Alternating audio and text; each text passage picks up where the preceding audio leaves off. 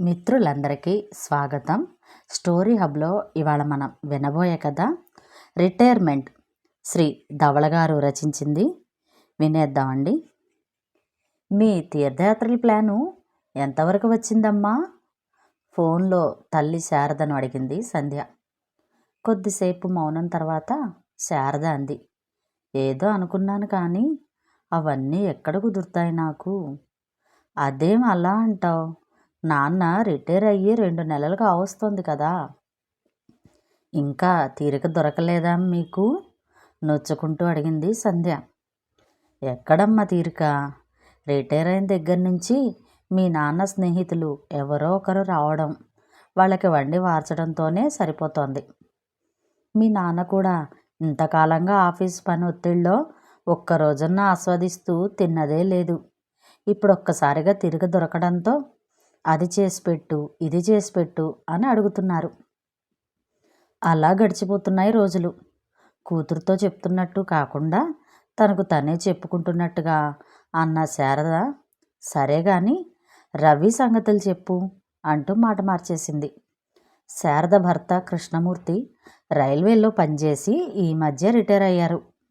వారికి 2 పిల్లలు, ఒక కొడుకు ఒక కూతురు. ఇద్దరికీ పెళ్ళిళ్ళు అయ్యాయి. కొడుకు కోడలు బెంగళూరులో ఉద్యోగాలు చేస్తున్నారు. వారికి 2 ఆడపిల్లలు. కూతురు అల్లుడు హైదరాబాదులో ఉద్యోగాలు చేస్తున్నారు. వారికి ఒక మగపిల్లాడు. కృష్ణమూర్తిది రైల్వేలో ఉద్యోగం కావడంతో ఎక్కువగా ట్రాన్స్ఫర్లు అవుతూ ఉండేవి.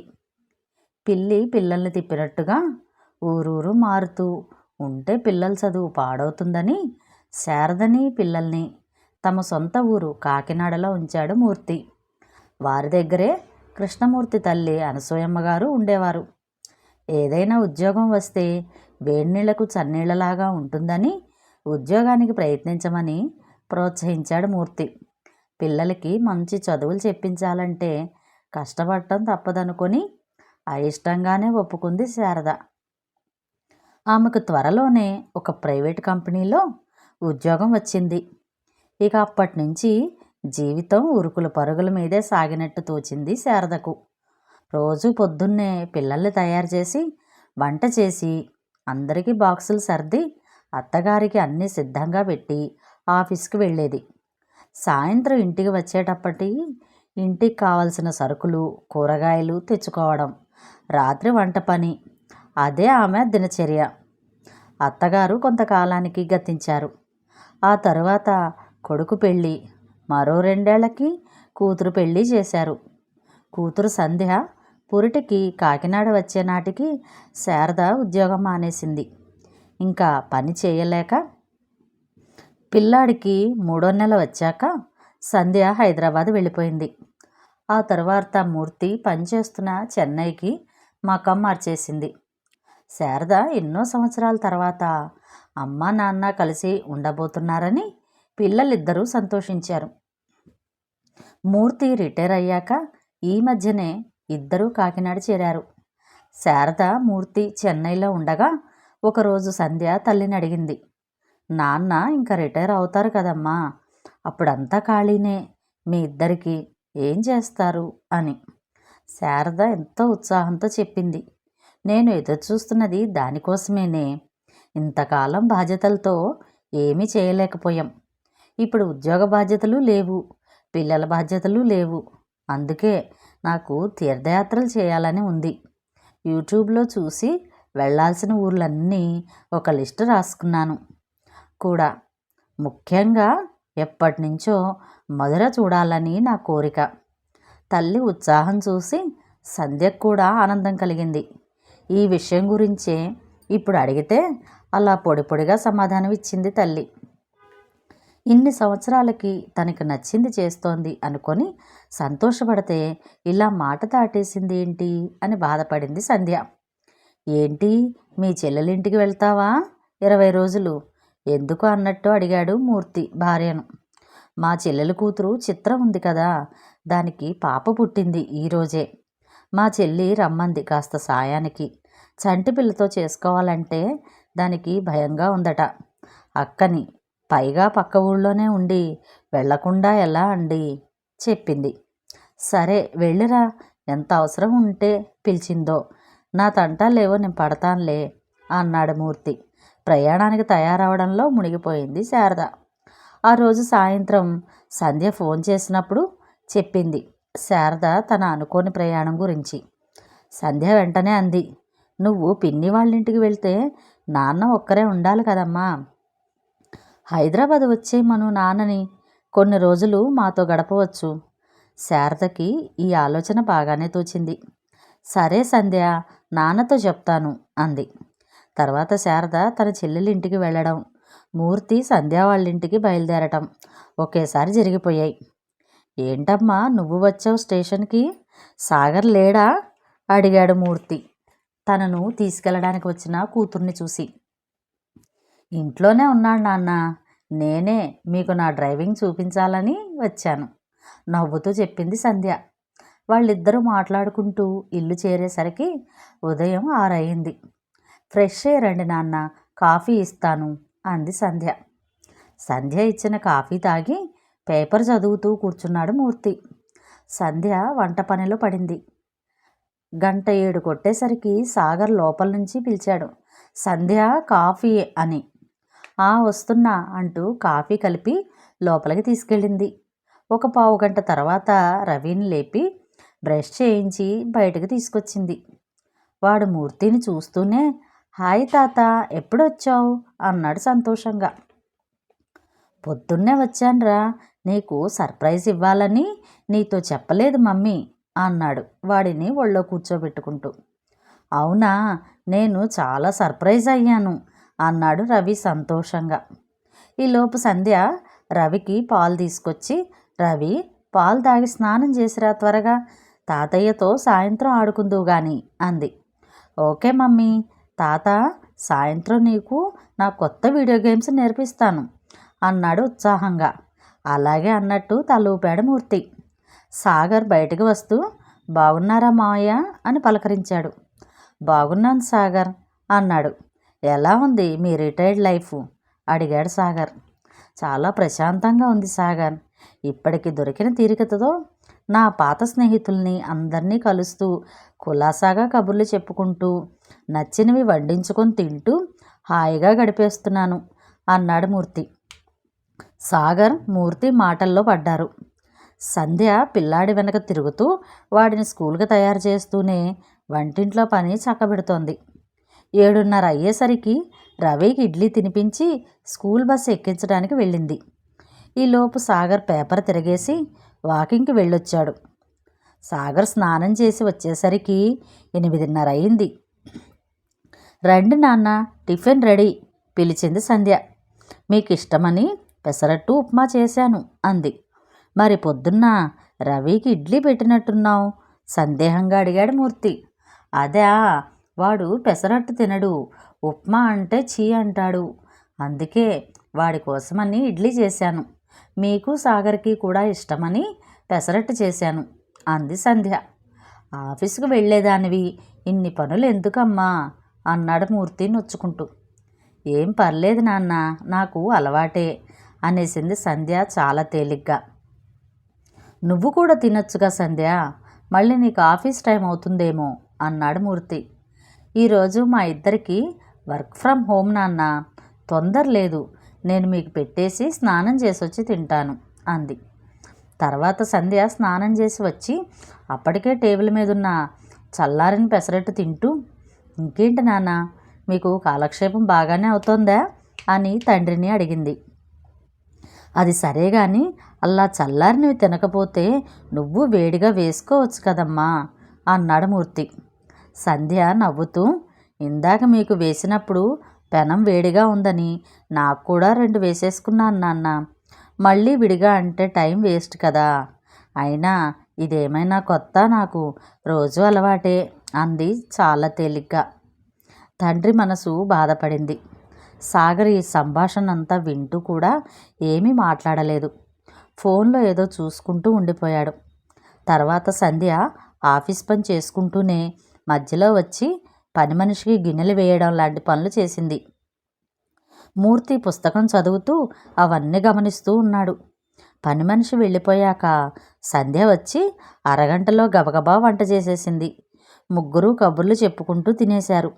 సాయంత్రం రవిని స్కూల్ బస్ దగ్గర నుంచి మూర్తి తీసుకొచ్చాడు. రవి వచ్చాక వాడి షూస్ విప్పించి బట్టలు మార్చింది సంధ్య.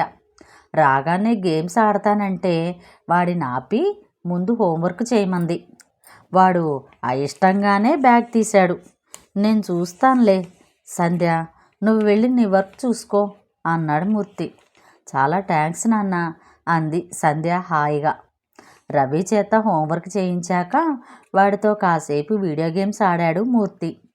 ఈలోపు సంధ్య అందరికీ స్నాక్స్ ఇచ్చి టీ పెట్టింది. సాయంత్రం 6 అయ్యేసరికి సాగర్ ల్యాప్టాప్ మూసేసి హాల్లోకి వచ్చి కూర్చున్నాడు. రవి వాళ్ళ నాన్నతో, నాన్న ఈరోజు ఫ్రైడే కదా, ఏదైనా మూవీ చూద్దాం అన్నాడు. సరే అలాగే రవి అంటూ సాగర్ టీవీ ఆన్ చేసి ఓటీటీలో కొత్తగా రిలీజ్ అయిన సినిమా ఒకటి పెట్టాడు. ముగ్గురు చూస్తున్నారు. సంధ్య మాత్రం ఇంకా ఆఫీస్ పనిలోనే ఉంది. 7 అయ్యాక వచ్చి ఏం సినిమా చూస్తున్నారు అంటూ ఒకసారి టీవీలోకి చూసి అంతలోనే అమ్మో టైం 7 అయిందా అంటూ గడియారం చూసి నేను వెళ్ళి వంట చేయాలి బాబు అనుకుంటూ వంటింట్లోకి వెళ్ళిపోయింది. 1 గంట అయ్యాక భోజనానికి రండి అంది. ఇక్కడికే తీసుకురా మమ్మీ, సినిమా ఇంకా అవ్వలేదు అన్నాడు రవి. ఓకే అని అన్ని టీవీ దగ్గర అమర్చింది సంధ్య. మూర్తి కూడా వెళ్ళి కూతురికి హెల్ప్ చేశాడు. రవి సినిమా పాజ్లో పెట్టి వెళ్ళి నీళ్లు తీసుకురా అని పురమాయించాడు. సరే తాత అని పరుగున వెళ్ళాడు రవి. అందరూ సినిమా చూస్తూ భోజనం ముగించారు. సంధ్య వంటింట్లో అన్నీ సర్దుకొని వచ్చేసరికి సినిమా అయిపోయింది. రవి ఇంక వెళ్ళి పడుకో, రేపు హాలిడే ఉన్నది నాకు నాన్నకి, కానీ నీకు కాదు అంది సంధ్య. సరే మమ్మీ, కానీ రేపు నైట్ మాత్రం నా ఇష్టం వచ్చినంతసేపు చూడనివ్వాలి అంటూ మూర్తికి కూడా గుడ్ నైట్ చెప్పి వెళ్ళాడు రవి. ఇంతలో తన ఫ్రెండ్ ఫోన్ చేస్తే మాట్లాడుతూ రూమ్లోకి వెళ్ళాడు సాగర్. ఏంటమ్మా సంధ్య, నీకు ఆఫీస్ వర్క్ ఎక్కువగా ఉంటుందా? చాలాసేపు చేసినట్టు కనిపించావు అడిగాడు మూర్తి. అదేం లేదు నాన్న, వంట చేయడానికి, రవి ఇంటికి వచ్చాక చూసుకోవడానికి మధ్యలో బ్రేక్స్ తీసుకుంటాను కదా, అందువల్ల కొంచెం ఎక్స్ట్రా టైము పడుతుంది నాకు చెప్పింది. ఇంతలో సాగర్ వచ్చి, సంధ్య నా ఫ్రెండ్ కిషోర్ తెలుసు కదా, రేపు వాడు తన వైఫ్తో కలిసి హైదరాబాద్ వస్తున్నట్ట, కలిసి చాలా రోజులైందని కదా అని మన ఇంటికి లంచ్కి రమ్మన్నాను.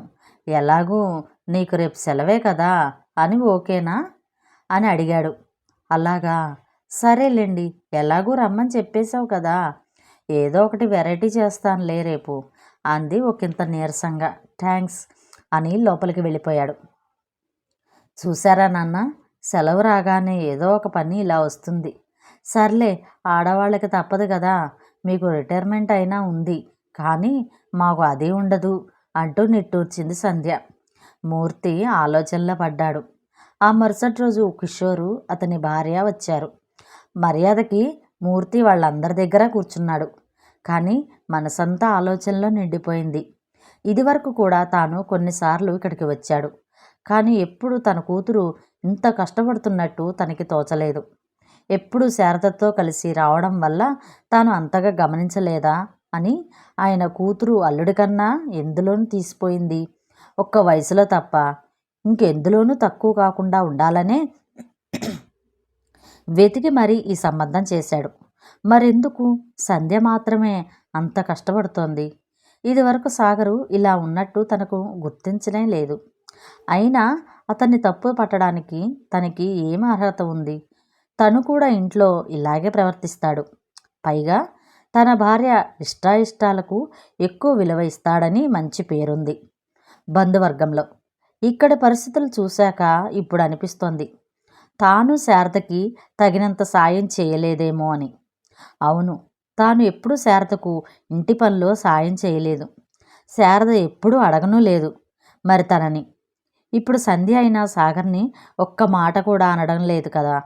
కానీ ఒక తండ్రిగా తన కూతురి కష్టం తన కళ్ళకు కనపడింది. కానీ తనతో ఇన్ని సంవత్సరాలు కష్టంలోనూ సుఖంలోనూ సహచర్యం చేసిన శారద కష్టం తనకెప్పుడు కనపడలేదు. ఇంత చిన్న విషయం ఇంతవరకు తనకు గ్రహింపునకు రానందుకు చాలా సిగ్గుపడ్డాడు. అక్కడ ఉన్నన్ని రోజులు సంధ్యకు తనకు చేతనైన సాయం చేస్తూ వచ్చాడు. ఒకరోజు సంధ్య అడిగింది, నాన్న, ఇంక మీకు ఆఫీసు లేదు కదా, ఏవైనా గుళ్ళు గోపురాలు చూసి రావచ్చు కదా, అమ్మకి ఎప్పటినుంచో కోరికగా ఉంది అని.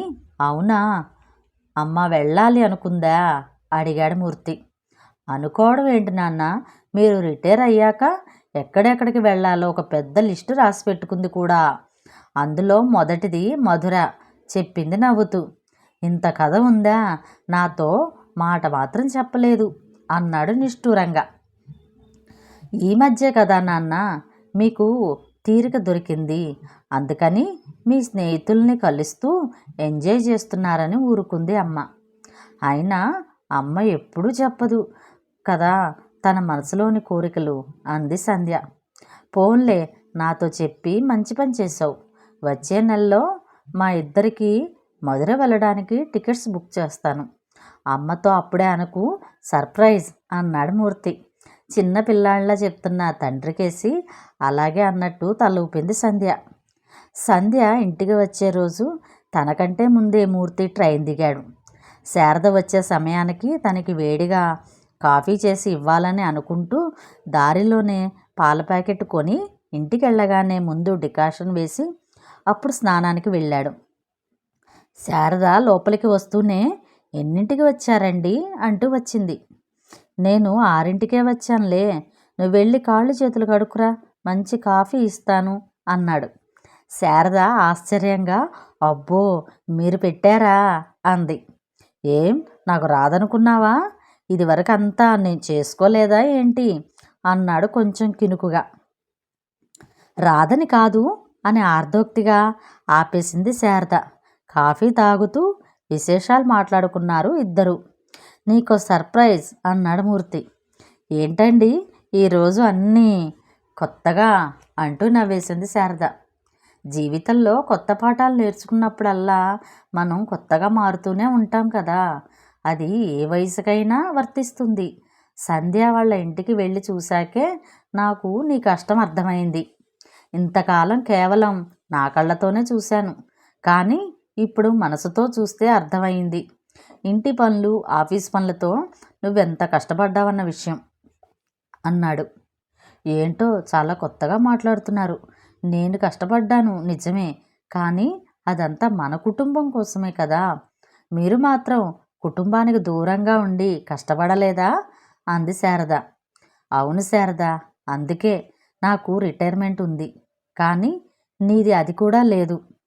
అందుకే ఇక నుంచి మన ఇద్దరం పనులు పంచుకుంటూ మనం గతంలో టైం లేక చేయలేకపోయినా పనులన్నీ చేద్దాం, సరేనా అన్నాడు మూర్తి. బాగానే ఉంది, అంతకంటే ఇంకేం కావాలి, ఇంతకీ ఆ సర్ప్రైజ్ ఏంటో చెప్పండి అంది శారద కుతూహలంగా. మనం మధుర వెళ్ళటానికి టికెట్స్ తీసుకున్నాను అన్నాడు మూర్తి మెరిసే కళ్ళతోటి. అవునా, సంధ్య చెప్పిందన్నమాట మీకు అంది శారద ఆనందంగా. అవును, నీ లిస్టు ఇప్పటికైనా నాకు చూపిస్తే నేను కూడా మంచి భర్తను అవ్వడానికి ప్రయత్నిస్తాను మరి అన్నాడు మూర్తి ఆట పట్టిస్తూ. ఊరుకోండి, ఇప్పుడు మీరు మంచి భర్త కాదని ఎవరన్నారు అంటూ నవ్వేసింది శారద. మొత్తానికి నన్ను విల్లన్ని చేసి మీ నాన్నగారికి సినిమా చూపించావుగా అన్నాడు సాగర్ చపాతీలు ఒత్తుతూ. సినిమా కాదు, మా అమ్మ మనసు ఆయనకి అర్థమయ్యేలా చూపించాలి అనుకున్నాను, అంతే. మా నాన్న చాలా మంచివారు, కానీ భార్య చెప్పకుండానే తన మనసుల మాట తెలుసుకునే తెలివితేటలు లేవు. మా అమ్మ ఏమో బయటికి చెప్పదు, అందుకే ఈ చిన్న నాటకం అంది చిన్నగా నవ్వుతూ. అయితే మాత్రం ఇప్పుడు వాళ్ళిద్దరూ నన్ను తిట్టుకుంటూ ఉంటారు నిన్ను కష్టపెడుతున్నందుకు అన్నాడు బాధ నటిస్తూ. అయితే ఈసారి మా అమ్మ నాన్న వచ్చినప్పుడు వంట మొత్తం నువ్వే చెయ్యి, నేనేమీ అడ్డు చెప్పను అంది సంధ్య కళ్ళెగరేస్తూ. ఆ వంట తిన్నారంటే ఎప్పటికీ క్షమించరు నన్ను అన్నాడు సాగర్. ఇద్దరూ నవ్వుకున్నారు పెద్దగా. ఇంతటితో ఈ కథ సమాప్తం. ఒక మంచి మాట విందామా? మనం చేసేది మనతోనే పోతుంది, ఇతరుల కోసం చేసేది శాశ్వతంగా నిలిచి ఉంటుంది. మరో మంచి కథలో మళ్ళీ కలుద్దాం. Share, like, subscribe. Thank you for watching.